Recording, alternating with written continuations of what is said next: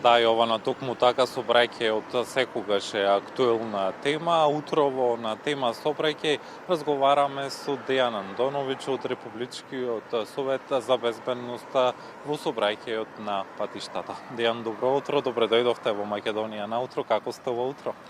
Како и секој утро се подготвуваме за работен ден, но први да се справиме со совраќајот, со метежот кој иако се летни одмори и треба да е намалена фреквенцијата, сепак како и секој главен град, така и Скопје има раздвиженост утринава, особено во овие часови утренски кога луѓето одат на работа или одат да ги завршат оние обврски кои ги имаат во текот на денот. Дејан, изминатиот период РСБСП реализира теренски едукативен караван за безбедност во сообраќајот. Што представува овој караван, каде се одржува и кои се пораките што се испраќаат од него? Прво сакам да кажам дека тоа е како дел од летната кампања. Републичкиот совет за безбедност во сообраќајот на патиштата секоја година во рамките на летната кампања, но и во рамките на другите кампањи во текот на годината, во зависност од календарот на активности, прави овакви дел од национална стратегија која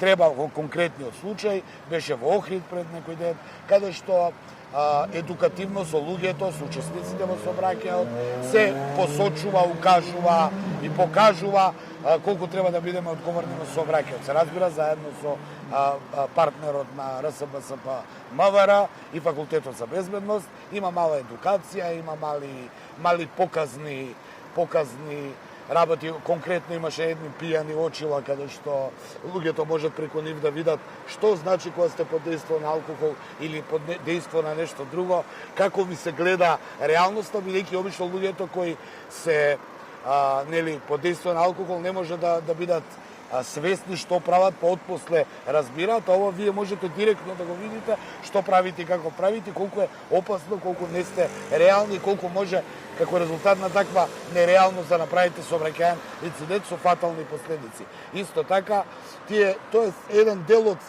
националната стратегија да се допре, освен преку вас медиумите, да се допре непосредно до граѓаните и тоа го правиме секоја година во различни кампањи, во различни градови, но со една цел, што поблиску да им објасниме на граѓаните, кои иако декларативно сите знаат дека не треба да возат брзо, дека не треба да возат под дејство на алкохол, дека треба да ги почитуваат правилата и прописите со сообраќајната сигнализација, сепак ние во билтените гледаме дека не е така.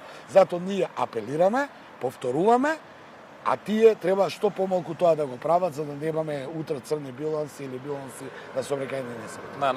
На нас останува само да ја примат пораката граѓаните токму до овој караван. Пораката тие ја знаат, ние ги подсетуваме, туку треба да ја применат. Републичкиот совет за безбедност со сообраќајот на патиштата се занимава со отклонување на причините, а не со лекување на последиците во сообраќајните инциденти. Затоа и велиме, ние не можеме да коментираме сообраќајен инцидент. Ние апелираме да не дојде до сообраќајниот инцидент, отаму и сега апелираме летна кампања, раздвиженост, поголема фреквенција на сообраќај, луѓето се поопуштени, одат на одмори, одат на подалеки дестинации, но од друга страна ние имаме високи температури, имаме варијација на временските услови и апелираме, бидете внимателни, возите одморени, одморот е најважен во возење, заморот е најстрашен во возење, па на овие подолги дестинации кога возите, одмарајте на 2 часа, кога возите 20 на минути, освежете се, не тргајте изморени на пат и не брзајте.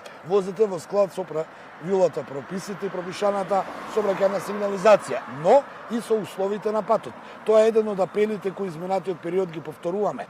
Колку и да имате можеби и некаков знак и гравираност и сето тоа на брзина, сепак покрај знакот гледајте ги условите на патот.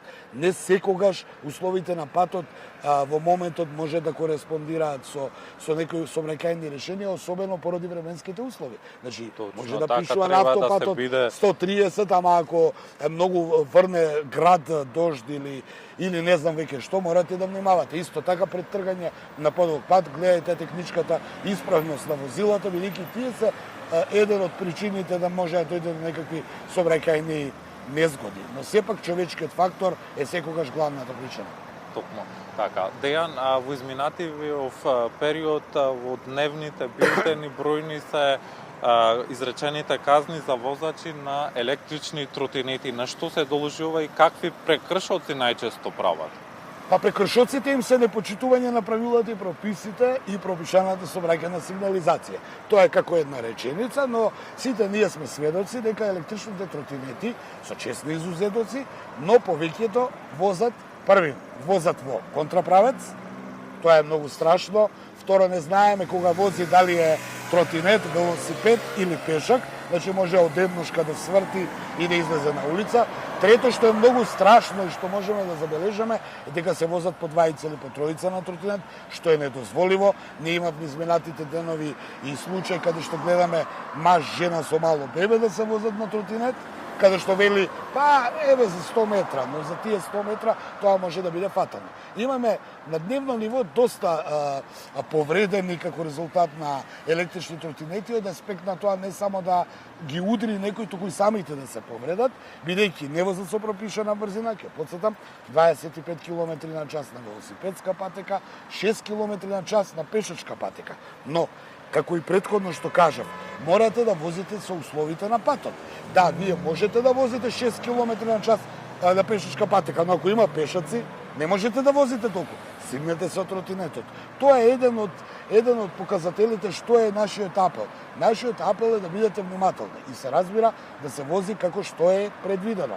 И се разбира она традиционална, за жал, лоша навика кај нас, алкохолот. Повторно апелираме и цела година апелираме да не се конзумира алкохол, дека учествувате во сообраќај, особено ако сте зад воланот или зад велосипед или зад мотор, се разбира.